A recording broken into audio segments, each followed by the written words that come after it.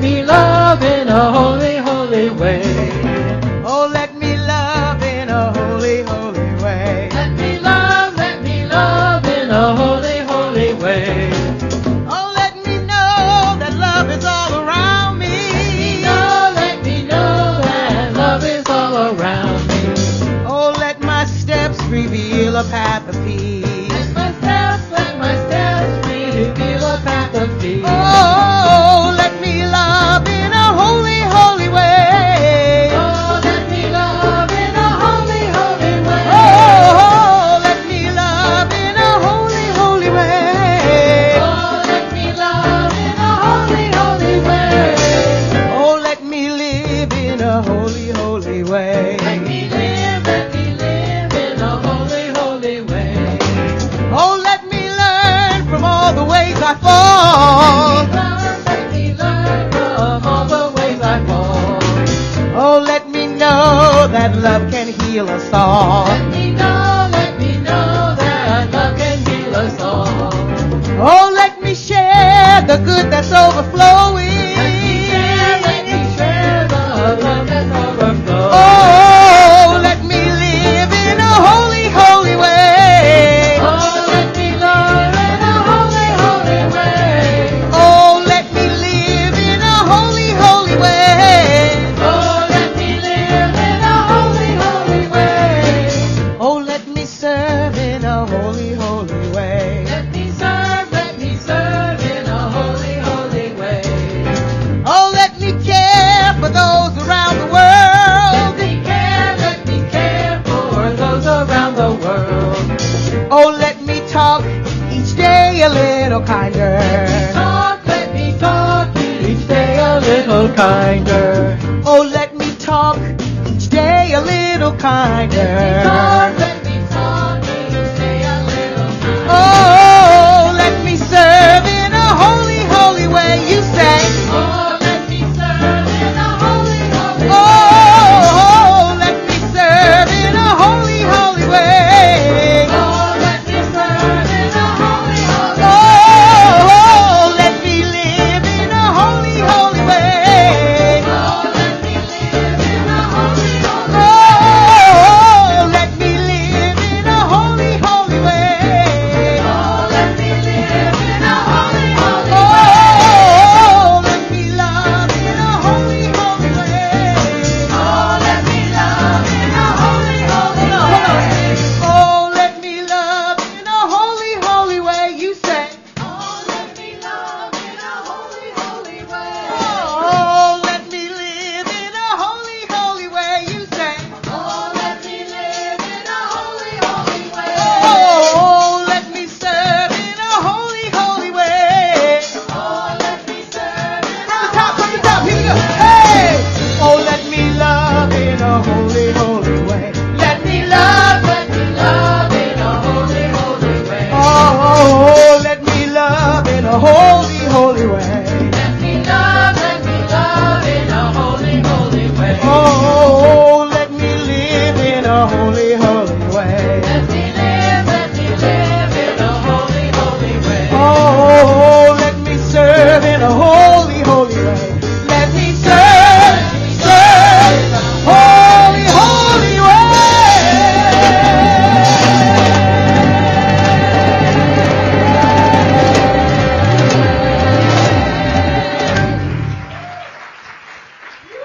Good morning, San Jose. How are we this morning? Awesome. Good to see. No wonder Dr. David loves his job so much. To come up to work and have to see all you beautiful, shining people out there. This is great. Welcome to the Center for Spiritual Living. Special welcome to those of you who are live streaming at home. It's an amazing time in which we live, isn't it? I mean, who would have ever thought you could actually attend church service on Sunday without having to get out of bed? It's an awesome time in which we live. My name is Ted Mitchell. I have the honor of being your host today. So again, welcome. I'm part of your concierge team. For those of you who are here for the first time, we have a concierge table out there in Fellowship Hall. So if you have any questions, we have a team that's willing and able to answer them all for you. You can sign up for some classes. We have a welcome packet. If you have to sneak out, that's okay too. We have some welcome packets for you in the foyer.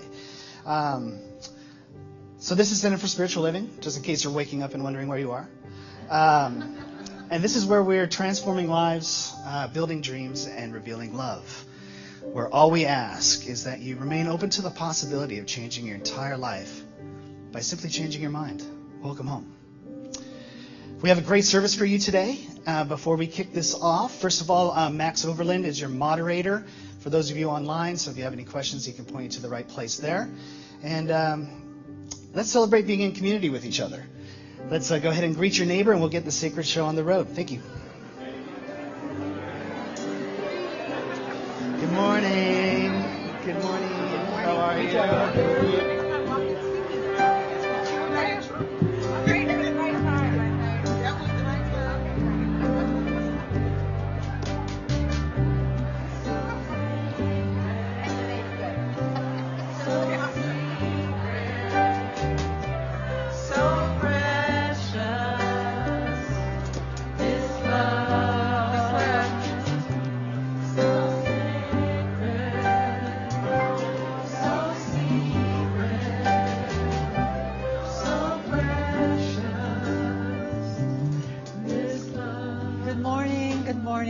Good morning and welcome home. My name is Barbara Bird and I am the professional prayer practitioner for the day. Today is a glorious day. So please join me in the chant and following 2 minutes of silence. So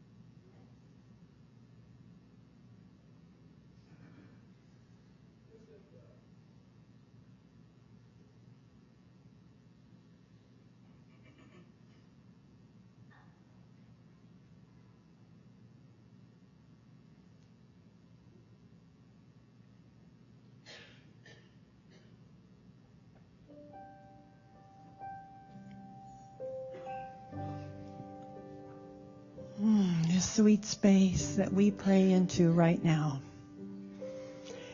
Feel that presence with your breath. Feel that sweetness that is who you are. Feel this divinity of the One, for there is only one in this moment. Only one beautiful joy, only one song, only one light lifting up as you in this moment. It is God. It is God shining through your heart, through your breath, through your soul in this moment. What a glorious day this is to show up as that light in this beautiful spring day where God is showing up everywhere. In nature around us, the blossoms, the trees, the grasses, in the smiles that we are, in the tears that we are, in the spiritualness and the humanness that we are. God is right there. What a glorious day to know this truth as you, and this truth as me, and as everyone on this planet. I am so grateful to know this truth, to know that these words are the words of truth. I release these words into the law, knowing that they are already so perfect. There is nothing that I have to do except say yes and know that it is done. It is done. It is so good. And please say with me, and so it is. Please read today's affirmation along with me. The expression of the one perfect life in me as me is now perfectly maintaining every atom, cell, and organ in my body. My body is a divine idea in the mind of God, and no thing, no situation or condition can prevent its full and complete expression in and as me.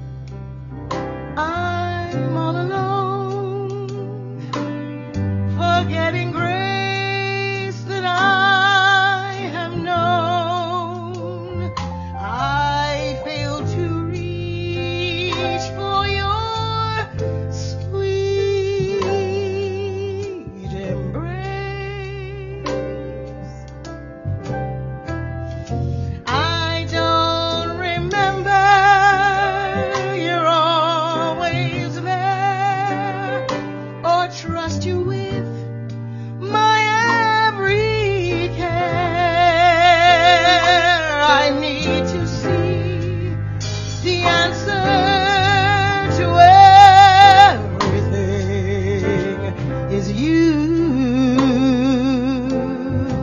If there ever comes a time when I don't turn to you, if there ever comes a time when you're not first, you're not first. If I'm trying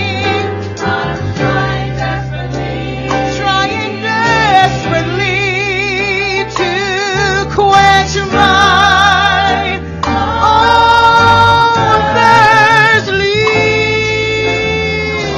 me to your waters of living grace.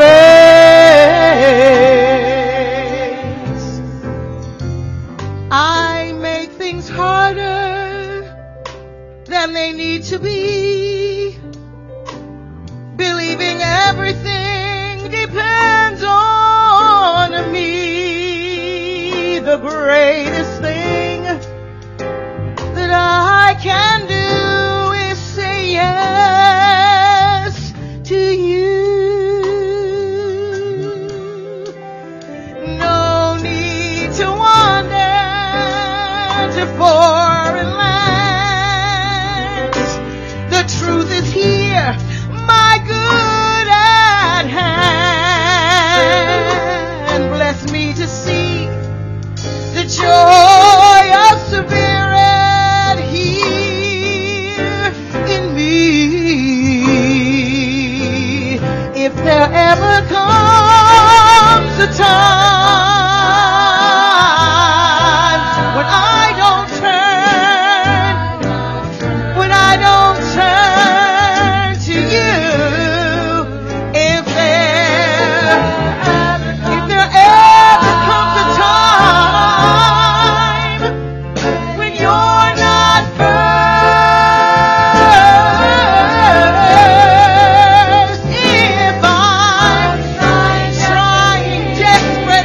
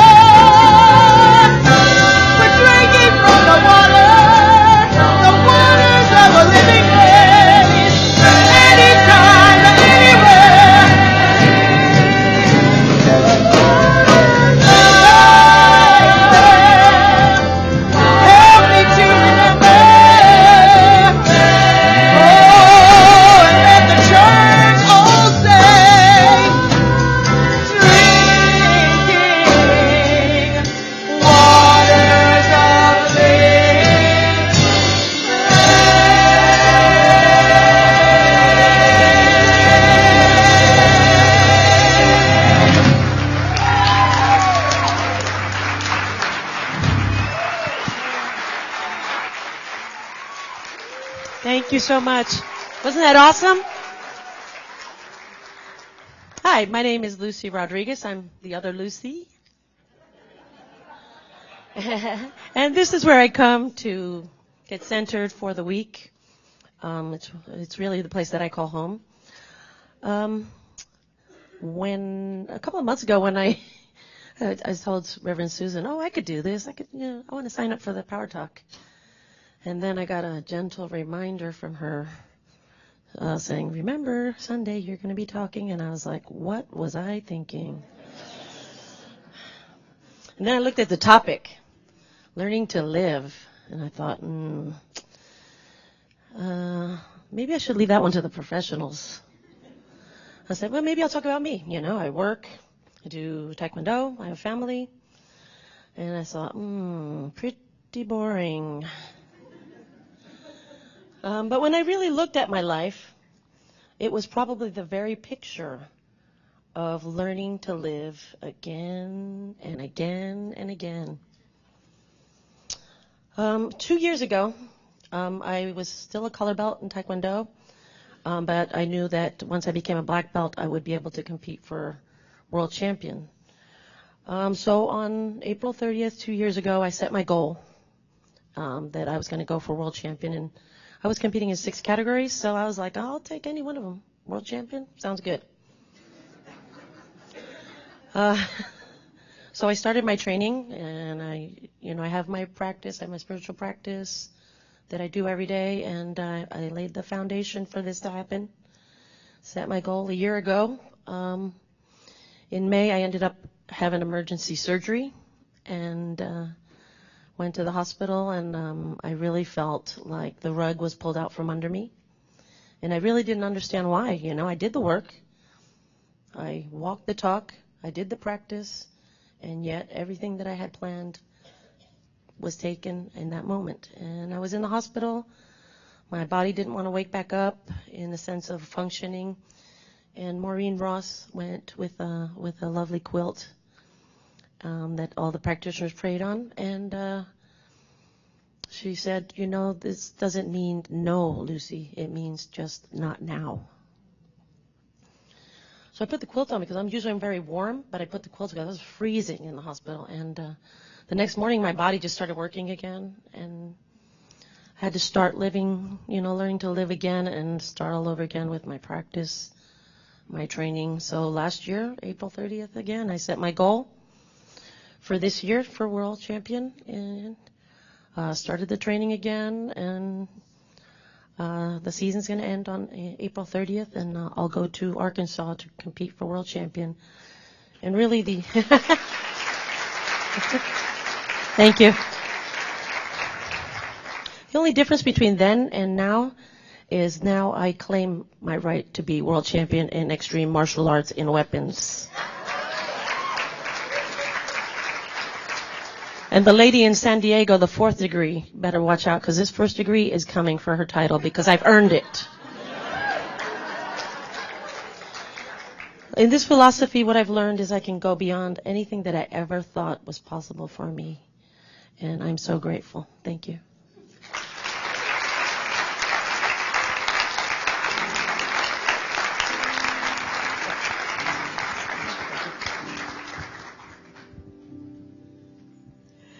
Thank you, Lucy. We got that. You got it. I put that in my prayer pocket. Hi, everyone. Happy Sunday. I'm really happy to be here, filling in for Dr. David, who is in Guadalajara with Mauricio. I believe it's a family wedding, but he's actually en route back to San Jose today, so he'll be back in the office tomorrow. And thank you for being here, either in the sanctuary or on our live streaming church. We're really glad you've joined us today, and I'm really glad you've joined us today. I was away last week because I was speaking at our sister center in Santa Cruz. They don't have a pulpit minister, and they haven't had one for a while, and they've decided that they're going to wait a little bit before they open their pulpit for a minister. They want to get a little more financially solvent. And what's beautiful is that they have different speakers every Sunday, and they apparently seem to have a permanent gig now over there once a month, so it's really lovely. but it's not home, and I miss being here. And it was fantastic to watch the service on live stream. It was really fun. I will spare you my version of the Plastic Jesus song. You'll be happy to know I'm not going to reprieve that today. But it was great to listen to Dr. David. It was fabulous to listen to Liza. I don't know how many of you know that Liza was, Liza who gave the Insight Talk last Sunday. Liza Mayer was my maid of honor when Max and I got married. She and I are friends. We've been friends for many, many years. We co-wrote a 2-woman show. She is the other face behind all of the stuff that you see when we do a cabaret night, when we do a summer series. It's usually Liza and I that co-write that together. So I'm really glad she got a moment to be up here so you could all see her amazing face. And our kids, Michelle, weren't they awesome last Sunday? It was great to see them. I really love Dr. David's talk about his family road trips and his plastic Madonna that his mom had on her dashboard. I did not have that growing up. I did not have a plastic Madonna that my parents put on the dashboard, but the story still made me smile because my parents never drove, ever. They never owned a car. My dad, which was interesting because my dad drove. He was in the Army, and he drove a Jeep in the military, and he drove military transport vehicles. But when he got out, after World War II ended and he got out of the military, he decided not to get a driver's license, like a civilian driver's license, which in hindsight, considering his propensity for alcohol, that was probably a good thing. I can't imagine being in the car with him behind the wheel, but we did have fun stuff. We did have, our road trips looked a little bit different. We didn't go on big family vacations, but we went to the beach a lot. And here's how we did it. So how many of you does anybody have a recollection of what a cooler used to look like back in the 60s? An ice chest? Yeah. So it wasn't the red and white light igloo thing that we have today. It was more like a metal Coleman thing with like these bolts on the front. And then you would pack that, right? Now, so then my family would add ice and soft drinks and all kinds of stuff into that, and then food and sandwiches, so that by the time they were done packing the cooler, it probably weighed as much as a car would have weighed. And then we would all grab beach chairs and blankets and beach towels, and we'd load up like this little family of Sherpas, right? And we would get on the New York subway. Honest, I know. Is that a visual? 5 kids, our parents, and we would like walk onto the subway like laden under all of this stuff. Oh, not to mention all my beach toys, because I had to have all my beach toys with me. And we would spend the day either at Coney Island or Rockaway or Rye Beach. And then we would lather up, right? It would either be baby oil with iodine in it or Coppertone, depending on whether you were the Italian side or the Irish side of the family. Guess which one I was. Yeah. Lots of Coppertone. Only once, right? My mother would put it on before we left the house, and then that would be it. And then for the rest of the day, I would be in the blazing sun. It's like, all right, let's stick the redhead out there for hours. But you know what? At the end of the day, exhausted, the color of a ripe tomato, right? Most of the ice melted or dumped out of the cooler. We would do it again. We'd load all that on the subway to get back home, and we would arrive home exhausted, but happy. You know, it was fun, just a little bit happy, a little happier than when we left. And my mother maybe we'd have leftover sandwiches, and I can remember my mother planking me in a cool bath and kind of looking at me going, oh, like I was an afterthought. Oh, should have covered her. And that the grit of sand that stayed in the bottom of the tub long after the baths were over. And then came the inevitable lathering of the Solar Cane, which did nothing, by the way. I don't know if any of you remember that product. Did nothing. Aloe vera wasn't a big thing back in the 60s. So, and then we would start to peel. Has anybody ever had a sunburn bad enough where your skin peeled? It was awesome. Really, when you were 5 and your skin, you get like these bubble blisters on your skin, and it became a contest to see like how long a strip of skin you could peel off without it. Come on, people are nodding. There are some people nodding out there. And my sisters and I would sit there and do that to one another. And I was fascinated because there was always more skin underneath. You know, when you're 5, it's kind of like, wow, there's still skin there. Like you'd peel it off and there would be more. It was awesome. And we would do it all over again. Right? So the sunburn would heal, and it could be weeks later or the next holiday. Maybe it was Memorial Day, maybe 4th of July. And we would do it again. And it was still awesome, even when I was forced to wear a stupid hat and one of my father's T-shirts. There's a visual, right? This 5-year-old in an oversized T-shirt. I look like the Catholic school movies that we had to watch about these poor children in a third world country. That's what I look like running around in my father's clothes. Now, there is a point to this besides wearing sunscreen. Wear sunscreen. When I thought about this, you know, I listened to David, and it just started to spark all these memories, and I thought, oh, as crazy as it sounds, schlepping all of that stuff onto a subway train and being painfully sunburned and exhausted, it was a good tired. It was a good tired, and it was a good time. And it's fantastic that our topic this month is sowing seeds of change, and today our topic is learning to live. Our book of the year, I don't have it with me because it's much easier to type it and read it in 16-point font, by the way. Our book of the year, Ernest Holmes, in this chapter about learn to live, he says the whole purpose of our lives is to live life. Life is not to be avoided. There's no need to feel that one should forego any beneficial pleasure or joy in living.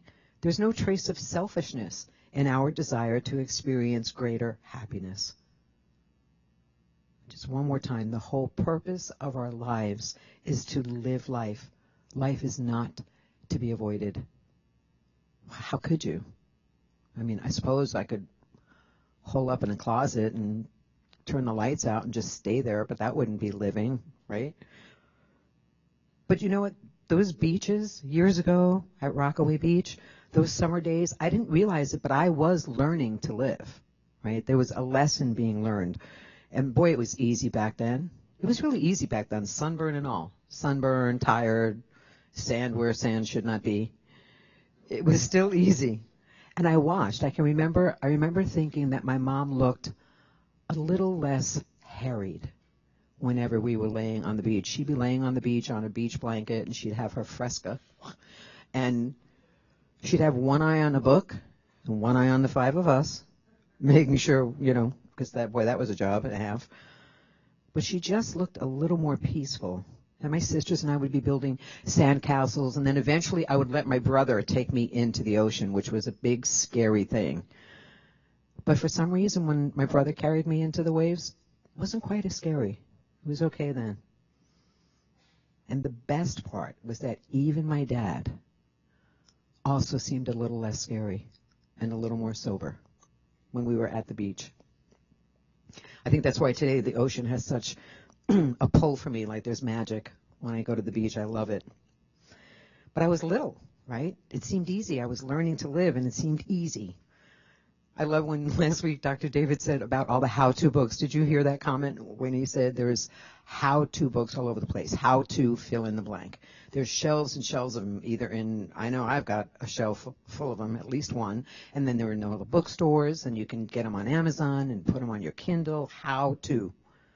But I didn't need a book back then. For some reason, when we're kids, we don't need a book. How to live, how to be happy, how to. Liza talked about that last week too. When she came here, she learned, oh, choose it, choose happy. I get it. Well, kids do that all the time, not consciously. There aren't many 5-year-olds that wake up in the morning and say, today I will choose happy. But something happens. Did anybody remember Saturday Night Live, the old Deep Thoughts by Jack Handy? Do you remember that? A newspaper decided to have a contest, and they asked children ages 4 through high school age to submit their own version of their deep thoughts. And a 15-year-old wrote into the paper and said, I believe you should live each day as if it is your last, which is why I don't have any clean laundry. Because, come on, who wants to spend their last day of life doing laundry? 15, right? Such wisdom. Now, that child didn't need a book. Nobody had to give him a book or say, here, read this latest how to be happy. I even found an article recently that said, how to live life to the fullest, 26 steps. Seriously, 26. I didn't get through the whole article. I stopped at the first. Now, the first 3 weren't bad. Listen to your heart and soul. Find a purpose in your life. And love everyone. Okay. I still don't understand when we suddenly started to need books for that. What happens? I can't imagine myself as a child, right? That 5-year-old at the beach, all sunburned or whatever. Could you imagine somebody handing a 5-year-old an article? Here's 26 steps on how to live life to the fullest. I knew my life's purpose when I was 5. I was going to grow up, become a famous actress, and be able to afford all the ice cream I wanted. And I would share. I certainly had no problem loving everyone. Loving everyone was easy. It's really easy when you're 5 and 6. And I was Catholic, so I knew as soon as I made my first Holy Communion, my heart and soul would be taken care of, especially my soul. That was easy. That was done. But something begins to take over. It did for me, and maybe it's true for you. Something happens during this growing up phase, and all of a sudden, I'm not learning to live. I'm waiting to die. When did that happen? I was like 5 years old a minute ago. It's subtle. That's the other thing. It's really subtle. So a minute ago, I was 5 years old, and I was at the beach, and I was letting my brother take me into the ocean because I trusted him, and it was fun, and I was building sandcastles, and I didn't care that I was sunburned, and I didn't care that I looked stupid in my father's T-shirt and a hat. I mean, I didn't care about that, really. I mean, I was annoyed that I had to wear it because it was hard to run in an oversized T-shirt, but I didn't have this self-conscious, I look stupid. All of that was fine. But then the shift started. And it's really subtle. And suddenly I was 10. And I was walking to school, and there was my sister's picture posted in every store window with big lettering, missing. Have you seen this girl? So a little bit of the trust started to slip away. A little bit of the happy started to slip away. And then I'd be in class. Maybe it was the first year of a new grade, or maybe it was a new school, because, of course, every time the police found my sister and brought her home, we would have to move to be sure that we put her in a new environment where perhaps she was less apt to be hanging out with the wrong crowd. We would move to put her in a new environment so that perhaps the pull of the heroin addiction would be less, because we lived in a different neighborhood. So I'd be in this new school on the first day. The teacher would do the roll call, whatever, Bart. And they'd get to the D's. Dizago, Susan. And I'd go, here. And inevitably, there would be the silence, and the teacher would do this. Dizago, are you related? And yes. I wouldn't even let them finish. I'd put my head down, I'd cover my eyes, and I'd go, yeah. Yeah, that's my sister. Yes, that's my family. And ever so slowly,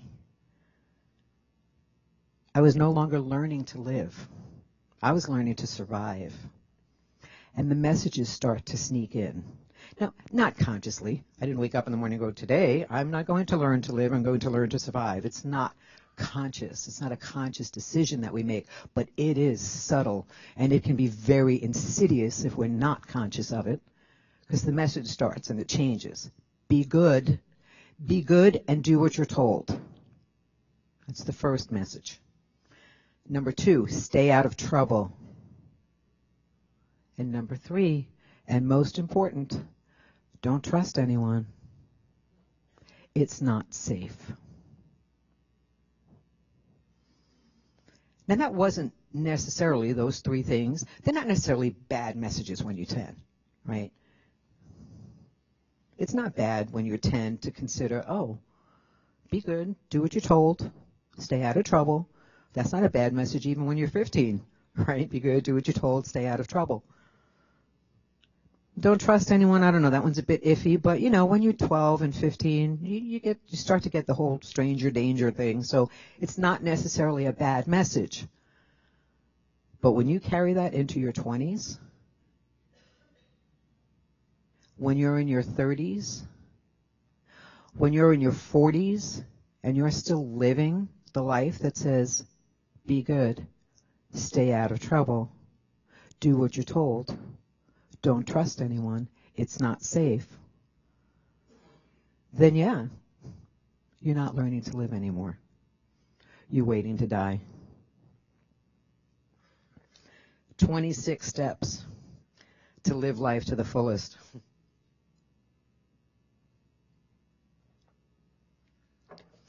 Listen to my heart and soul? Sure. Except when your heart's been broken. Except when you don't realize that your soul is kind of shriveled up, or you've allowed it to shrivel up, or you don't even believe that it's worth anything anymore. Find your purpose in life. How about one more day? I just want to get through one more day. Love everyone. Have you met my fill in the blank? Fill in the blank. Have you met my mother? Have you met my ex? Have you met my this or that? Learning to live or waiting to die. I have a brand new here. I do read books, by the way. They're not necessarily self-help books, but I am a voracious reader. And I have a brand new spiritual hero that I fell in love with. His name is Peter Betts, Betts. And he was a young man. He was born in 1951. As he says, on the very wrong side of the tracks in London. And through hard work and scholarships, through hard work in school, rather, he actually got scholarships to Cambridge University, very prestigious. And he earned a degree in theoretical physics. This young man from the wrong side of the tracks. But see, he did this when he was 14, because he says when he was 14, he was studying for his O-level exams. And I think that in England, that would be the equivalent of our PSATs, right? His O-level exams. And his parents, his teachers, everyone advised him, get serious, get serious. In fact, you should probably give up soccer because it's taking up too much of your homework time at night and on the weekends, and you really need to be devoting yourself to your studies, because when you pass those exams, you'll be so happy when you pass. So he took their advice, and he did really well, but it didn't make him happy. And he said it didn't make him happy because he realized he had to work even harder, because now coming up in another 2 years would be his A-level exams. And these were really important because these would be the ones that determine whether he got into a good college or not. So again came the advice. Stop going out. Don't be chasing girls. Stay home, study, because if you do well, you'll be so happy if you do well. So he aced those exams, but once again, not happy. Not happy. He had to work another 3 years and study even harder for his university degree. By this time, his dad had passed away, but there was still his mother and his teachers and everyone else telling him, work hard on your studies. A university degree, that's what you need. It'll make you happy. And it went on and on and on. Steer clear of bars. Don't go to those frat parties. Stay away from college parties. Work, just work. And his friends and he just continued. They continued to work hard, because now they had to earn their first job, and then they had to get their first car. Oh, and then they had to maybe get married, and then they had to buy their first house, and then they'll be happy. Oh, and we'll start a family too. And then I'll work for another 20 years, because then the kids will be out on their own, and they'll be so successful, and then I'll be happy. And then I'll retire, and I'll be happy. And then I'll be an old person sitting in church. And when they ask me why I'm here, I'll say, because when I die, I'll be happy. Sign me up. By the way, I'm glad you're here. Don't leave, no matter what age you are. But Peter said, wow, this whole waiting to die thing, it creates this life where you're constantly, and you've heard Dr. David talk about this, where we're constantly living into this future, constantly trying to grasp this elusive future thing that's going to make me happy, this panacea. And what Peter said, that's like chasing a rainbow. We're trying to grab a rainbow. You're always like a little too far out of reach. You can't quite get to it. What about now? That's what Peter got. Peter decided, no, I'm going to start learning to live. He taught for 1 year and then became disillusioned with academics and watching all of his friends and going, what? What is this? And at the age of 23, he was ordained a monk. And for 9 years, he went into the jungles of Thailand and for 9 years studied with a master teacher. And today Peter's name is Ajahn Brahm. Ajahn Brahm.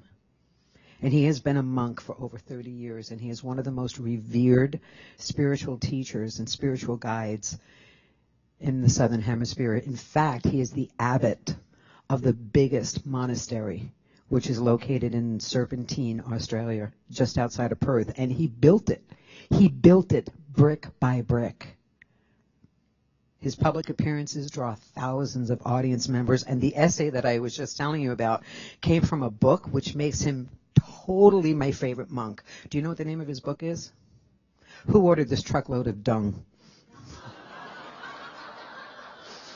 Is he like the best monk ever? I love that.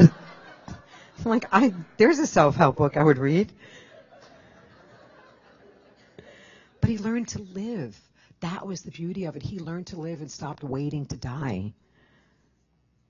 And so did I. I stopped living someone else's life. I didn't go into the jungle. Well, depends on what areas of New York, but metaphorically, like Ajahn, I have developed a practice that takes me most times, back to that place of happy, back to learning to live. I love what Lucy said, that, learning to live, all the time. We're constantly relearning, especially if we're teachable. And happy, definitely a choice. The other thing Ernest said this week, and that little chapter, I love the book of the year because it just has these little short chapters, and he said we should develop the practice of communing daily with the spirit that resides within us, and such a communion should be based on a deep inward sense of belonging to life, of being a part of it, of trusting it and having confidence in it, and of knowing that as we do so, the future is certain in such degree as we make the present a time of joy, happiness, peace, and goodwill to others. He says these are merely not sweet-sounding words. Who Ordered This Truckload of Dung? What an awesome book. A long time ago, this is really interesting, I was in an acting class, and just part of an exercise, I don't even remember what it was for, but the teacher said, if you were to write your autobiography, or let's say the screenplay of your life, what would you title it? And I immediately shot my hand up and said, I would title it Third Snowflake from the Left. Third Snowflake from the Left. Because that was the very first time I ever set foot on a stage. What's that stage? You've come a long way, baby. But then last week I was teaching the E Squared class, just this past month, and Pam Grout has a website, and I went out to her website to see what other additional stuff could be on there that might be helpful for the class, and she said as a journaling exercise, pick 2 or 3 titles of your autobiography and make a list. If you come up with more, great, but at least come up with 2 or 3. And I thought, Third Snowflake from the Left might be a sequel, but the autobiography I'd really write is Another Life Not My Own. Because I finally learned to live my life, not the one that someone else told me to live. And that is what I'm going to leave you with. I'm not going to leave you with 26 steps. I'm going to leave you with 2 assignments. The first is this week. Try that on when you're doing your journaling or your quiet time. Go ahead and let yourself imagine what would be the title of your autobiography.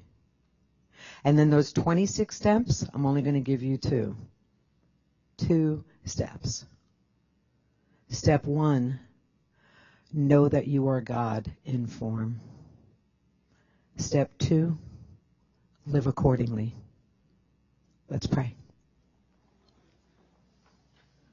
Michelle.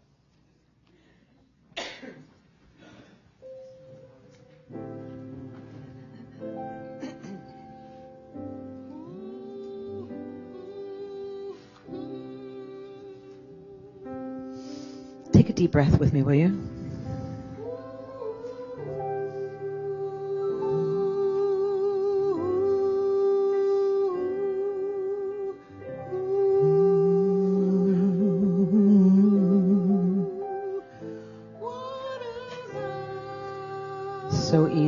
So easy, just so easy and so quick. We slip into that place deep inside of us that knows what we know, knows beyond a shadow of a doubt that there is a power and a presence that exists within, through, and as you and me and this world, just as surely as this music is being played right now. And you can breathe it in. You just breathe it in. Feel it, whether it's the goosebumps that go up the back of your neck when Michelle and the choir sings, whether it's just a light breeze on your cheek right now, or even the notes of the piano just softly, softly falling over you, as if they were in color. Whatever it feels or looks like to you, it is constant. And you can never, ever be separate from it. You are really and truly God in form, and God whispers all the time, you exist so that I might know this amazing world through you.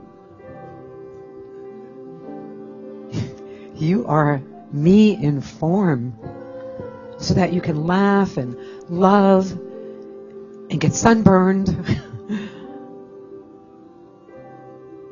and just live this amazing life. And if you find it in a message, if you find it in a book, whatever way you find it is perfect and beautiful for you. But the most important thing is that you do indeed find it. That you find learning to live and relearning to live over and over and over again is fine. Because you're making choices. And you're making choices that are yours. And it's a choice to love and be happy and accept this amazing, amazing banquet that's been put in front of you. You are the guest of honor. And it does not suit you to go to the banquet as a beggar. And so I leave you with that message today, that you are the guest of honor in this amazing banquet of life, and choose it all. Choose it all. Breathe it in and love it up. I'm so grateful. I'm so grateful to be here. I'm so grateful that if we forget, if you forget, if I forget, we come back here. We come back. And believe me, there is someone here who will remind you who you are. And so will you please join me in that gratitude? Join me in just being so grateful today and knowing that this week, acknowledging who you are. Learn to live. And if this prayer or anything today rings true for you, will you please join me in anchoring it by saying, and so it is.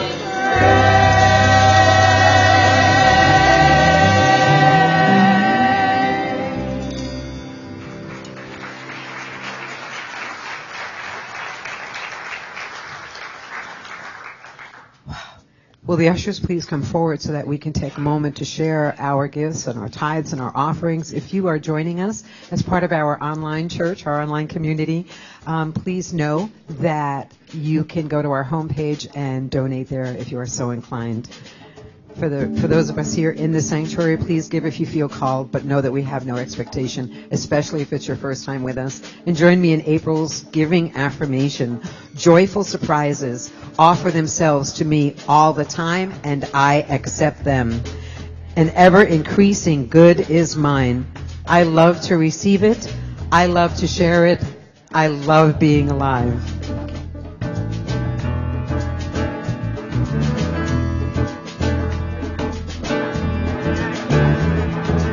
I am not forgotten.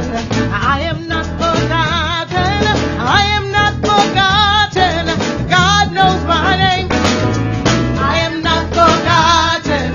I am not forgotten. I am not forgotten. God knows my name. God knows my name.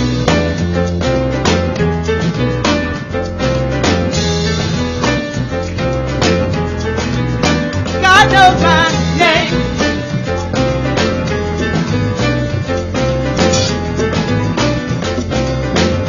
Say it again. I am not forgotten. I am not forgotten. I am not forgotten. God knows my name. I am not forgotten. I am not forgotten. I am not forgotten. God knows my name. God knows my name.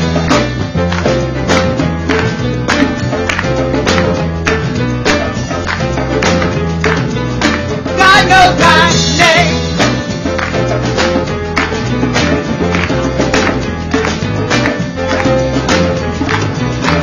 Light over darkness, strength over weakness, joy over sadness.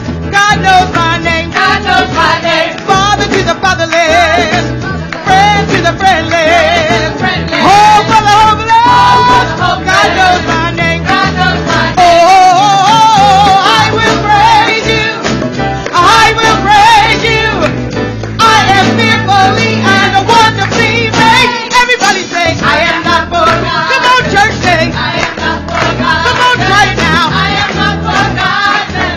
God knows my name. Let me hear you say, I am not forgotten. I am not forgotten. I am not forgotten. God knows my name. God knows my name.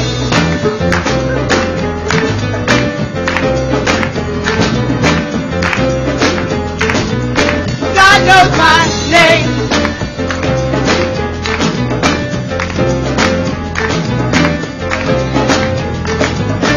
Light over darkness, joy over sadness, strength over weakness. God knows my name. God knows my name. Father to the fatherless, friend to the friendless, hope for the hopeless.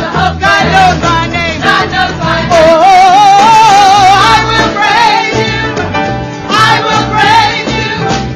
I am fearfully and wonderfully made. Everybody say, I am not forgotten. Come on, try it now. I am not forgotten. Oh yeah, I am not forgotten. God knows my name. I know it. I am not forgotten. Oh, not forgotten. I am not forgotten. Oh, I am not forgotten. Oh yeah, God knows my name. God knows my name.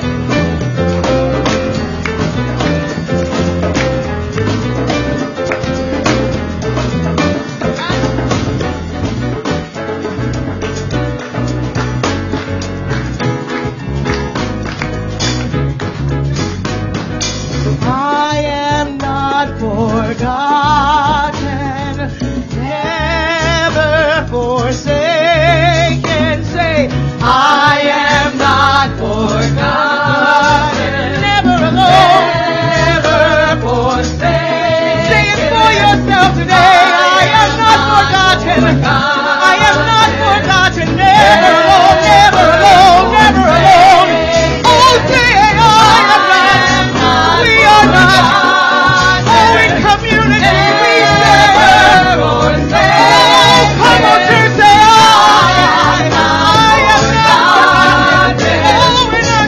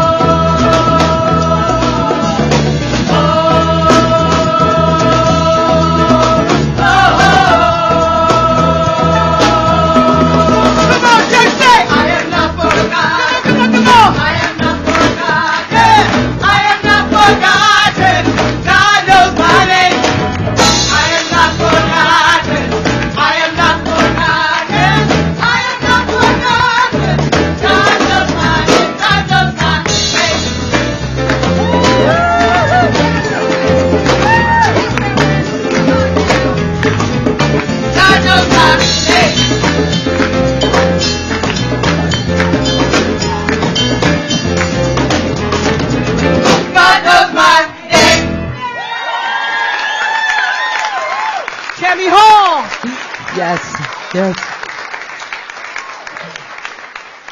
Wow. Are we like the luckiest church ever? Ever. So thank you, Tammy Hall. All right, we're going to do this.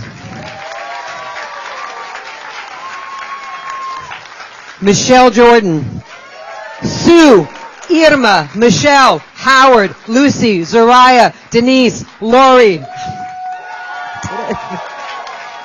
Yes. Billy, Dwayne, and Dave, thank you so much. Wow. This was the debut. This was the debut of our praise team. I mean, this is remarkable. I'm so excited. I'm so excited that I was here. Phew. I may have to tell Santa Cruz no. I can't stand not being here with you guys. Anyway, let me tell you what's coming up this month or this week and a couple of days, other special announcements. On April 25th, Dave, speaking of Dave, there you go. You too can learn that. In one night.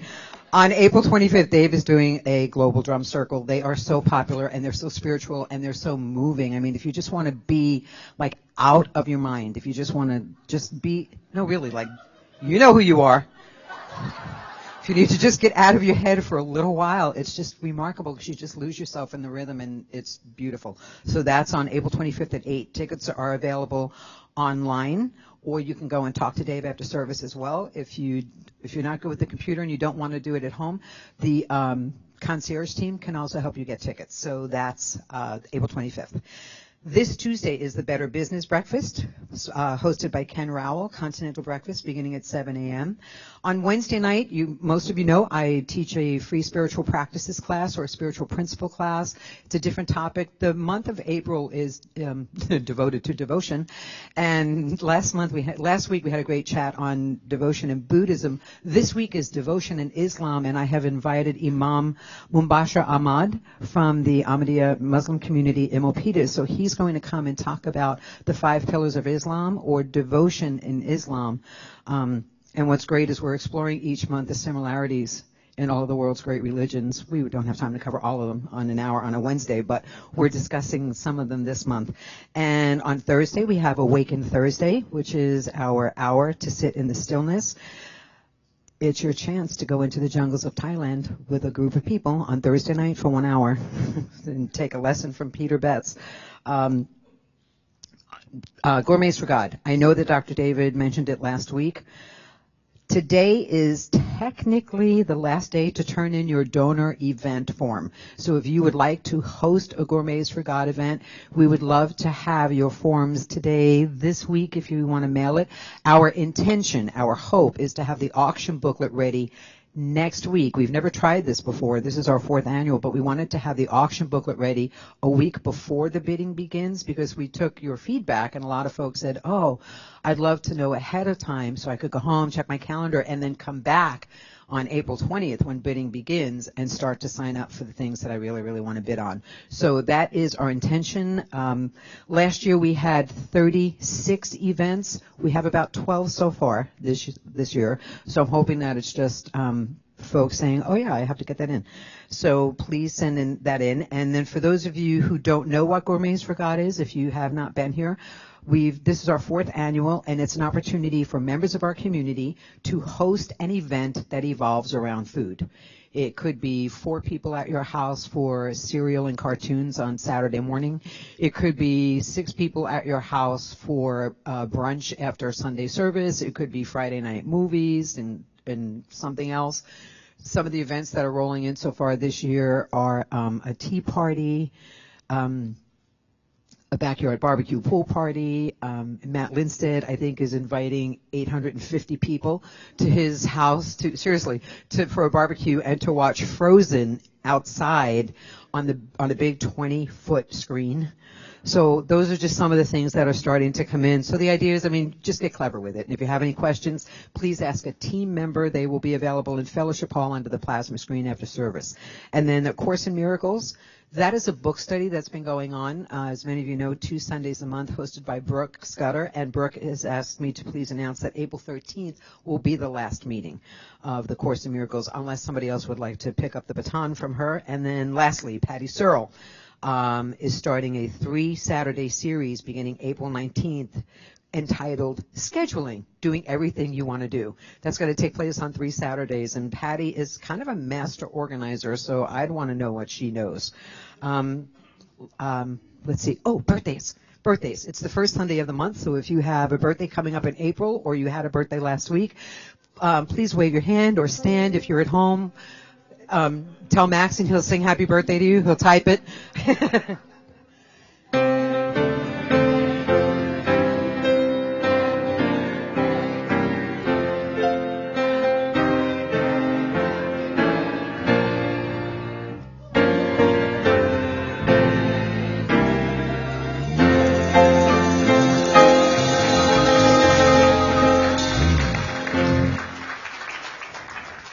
If there is something going on in your life for which you would like prayer, you can take a seat under the windows in the chapel area, and one of our licensed practitioners or practitioner waiting licensing on duty today will come and sit and pray with you. It could be something that you don't want to leave, heavy on your heart, or it could just be something that you are so blown away and overjoyed about that you have to share and have another person pray with you in gratitude for it. It doesn't always have to be something heavy. And if you are part of our online community, last week I was so excited to hear that we started a new prayer program for our online live streaming community.